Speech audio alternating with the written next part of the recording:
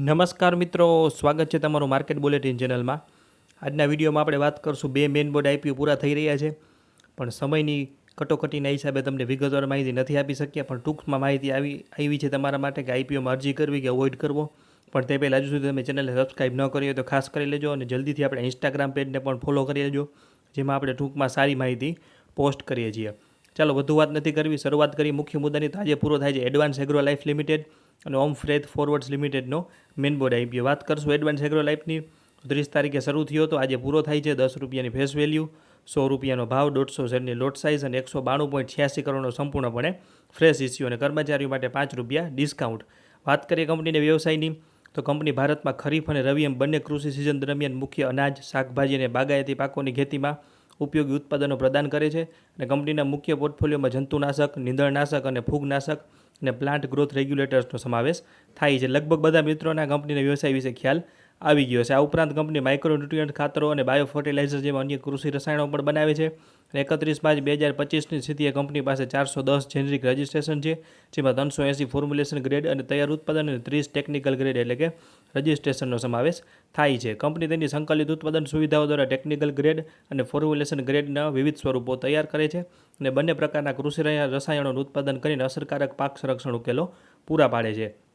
એટલે તમને હવે લગભગ તો કંપનીના વ્યવસાય વિશે ખ્યાલ આવી ગયો હશે। વાત કરીએ જલ્દીથી પરિણામની, તો 2023માં 397 કરોડની આવક સામે 14 કરોડનો નફો, 2024માં 457 કરોડની આવક સામે 24 કરોડનો નફો, 31 માર્ચ 2025ના આંકડા મુજબ 502 કરોડની આવક સામે 25 કરોડનો ચોખ્ખો નફો કંપનીએ કરેલો છે। કંપનીની મુખ્ય કામગીરી રાજસ્થાનના જયપુર નજીક બગરૂ વિસ્તારમાં 3 મેન્યુફેક્ચરિંગ ફેસિલિટીઝ દ્વારા થાય છે, જેનો વિસ્તાર આશરે 49,543 ચોરસ મીટર છે। કંપની આ સુવિધાઓ વ્યૂહાત્મક તરીકે સારી પરિવર્તન સુલભતા સાથે સ્થિત છે, અને તેઓ ગ્લાસ લાઇન રિએક્ટર અને હાઈ કેપેસિટી સ્પ્રે ડાયર્સ જેવા અદ્યતન સાધનોથી સજ્જ છે। નાણાકીય વર્ષ 2025 સુધીમાં કંપનીની કુલ સ્થાપિત ઉત્પાદન ક્ષમતા 89,900 મેટ્રિક ટન પર એનમ હતી, અને આ મજબૂત માળખું કંપનીને કૃષિ રસાયણો એટલે ફોર્મ્યુલેશન અને ટેકનિકલ ગ્રેડનું કાર્યક્ષમ ઉત્પાદન કરવામાં મદદ કરે છે। હવે વાત કરીએ આઈપીઓમાં અરજી કરવી કે નહીં, તો કંપની સારી છે, નાણાકીય પરિસ્થિતિ પણ સારી છે, પણ વેલ્યુએશન થોડીક મોંઘી છે। જોખમ લેવાવાળા મિત્રો નાના લિસ્ટિંગ ગેઇન માટે અરજી કરી શકે, મર્યાદિત મૂડીવાળા મિત્રો સ્કીપ કરે, કારણ આમ પણ આઈપીઓ સાઇઝ નાની હોવાથી એલોટમેન્ટ થોડુંક અઘરું હશે। જે મિત્રોને જોખમ લેવાની ગણતરી હોય તે નાના લિસ્ટિંગ ગેઇન માટે અરજી કરી શકે, કારણ કે આ સેક્ટર કોઈ ખાસ એવું સેક્ટર નથી। હવે વાત કરીએ બીજા આઈપીઓની, ઓમ ફ્રેટ ફોરવર્ડ્સ લિમિટેડ। આમાં તમને નામ ઉપરથી જ કંપનીના કામની ખબર પડી ગઈ હશે। કંપની એક લોજિસ્ટિક કંપની છે જે 1995માં સ્થપાયેલી છે, અને વૈશ્વિક સ્તરે ફ્રેટ ફોરવર્ડિંગ અને કસ્ટમ ક્લિયરન્સ, વેરહાઉસિંગ, ટ્રાન્સપોર્ટેશન અને પ્રોજેક્ટ કાર્ગો હેન્ડલિંગ જેવી સેવા આપે છે। કંપની 5 દેશો અને 700 સ્થળોએ કાર્યરત છે। FY25માં કંપનીનું રેવન્યુ 494 કરોડ એટલે કે 17% વૃદ્ધિ, અને પ્રોફિટ આફ્ટર ટેક્સ 21 કરોડ રહ્યો હતો। વાત કરીએ આઈપીઓ, તો 29 તારીખે શરૂ થયો છે, આજે પૂરો થાય છે। 122 કરોડનો આઈપીઓ છે, જેમાંથી 24 કરોડનો ફ્રેશ ઇસ્યુ અને 97 કરોડની ઓએફએસ છે। 135 રૂપિયાનો ભાવ છે અને 111 શેરની લોટ સાઇઝ છે।